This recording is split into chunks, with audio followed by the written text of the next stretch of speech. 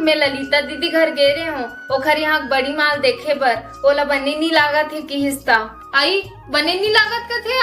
मोला कोनो नहीं बताए रही से तभी कैसे मधु तोर बड़ी माँ बनेच कमजोर हो गई माँ एको कर रेंग तको नहीं सकत है ओमे भी बड़ी माँ पानी मंगाईस नहीं माँ तो दीदी है एकदम पटक के रखीस गिलास ला और कहत रही कि दिन भर बैठे बैठे तियारत रहते मोला कही के आई ऐसने कीस बेटी कोनो इतना बेरहम कैसे हो सकते माँ जो अपन माँ जी से सास लब बने रहते तब तो सुनाते ही पर बने नहीं लागे तब होले नहीं छोड़े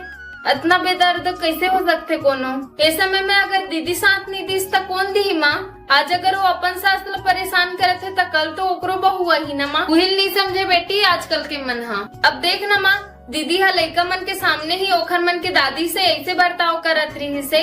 अब लइका मन तो घर के माहौल से ही अच्छा बुरा बर्ताव करे सीखते ना अब घर के ऐसे माहौल है तो लइका मन बाहर जाके